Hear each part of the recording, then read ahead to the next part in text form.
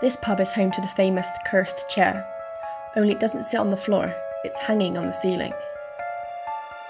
Legend has it that the famous chair once belonged to a local thug, thief and owner of a local inn, Thomas Busby, who lived in North Yorkshire in 1600s.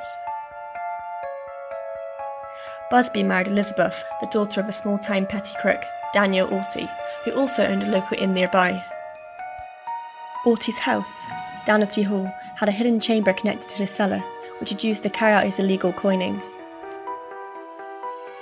Busby and Alty were partners in crime, working together in seclusion, but the relationship was always rocky and they'd argue often. One particular night, the two had been arguing. It's not known what it was about, but Alty had threatened to take Elizabeth home with him, which made Busby particularly volatile. The situation only worsened when Alty sat in Busby's favourite chair, and he kicked him out of the house. That night, Busby took a hammer, stormed over to Danety Hall, and bludgeoned Alty to death. He tried to hide the evidence, but locals worrying about Alty's disappearance had quickly found the body in the nearby woods.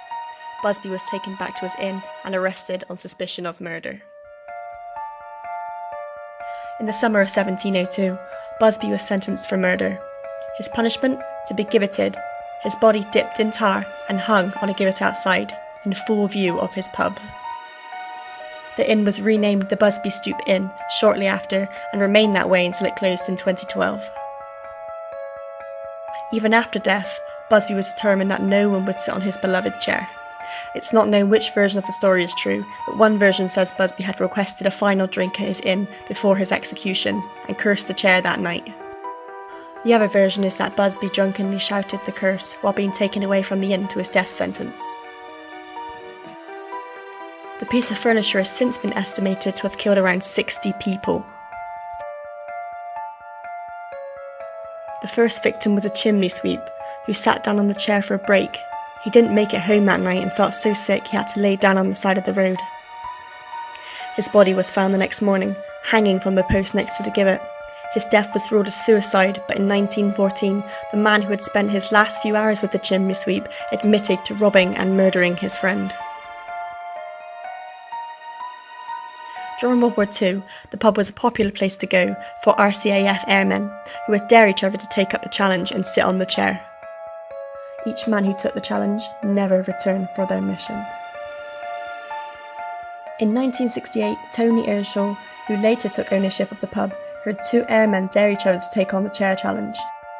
They both did. On the way back to the airfield, their car crashed into a tree and both men died on the way to the hospital. In the 1970s, multiple people were victims to the chair, including a cleaning lady who accidentally bumped into the chair and was diagnosed with brain cancer soon after. Cyclists and motorcyclists having fatal road accidents after sitting on the chair. A hitchhiker being run over after spending 2 nights at the pub, and a local man who died of a heart attack shortly after sitting on the chair. A group of workers dared their youngest worker to sit on the chair. He fell through a roof at their construction site that day and landed on the concrete floor below. His death is what made Tony Earnshaw, the owner of the pub, banish the chair to the cellar. A delivery man was in the cellar one day when he vowed the chair was much too comfortable to be kept down in the cellar. He was killed shortly after in a road accident. Earnshaw finally got rid of the chair, despite it being a good tourist attraction. It was just far too dangerous. He donated it to the First Museum, where it remains to this day.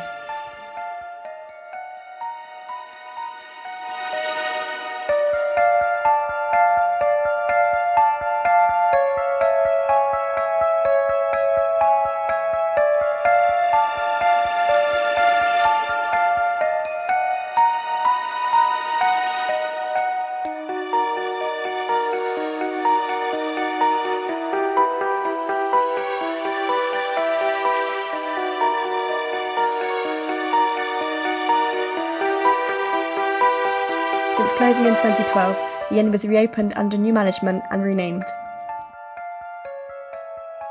This is my first time voice recording. Please let me know what you think, and let me know in the comments.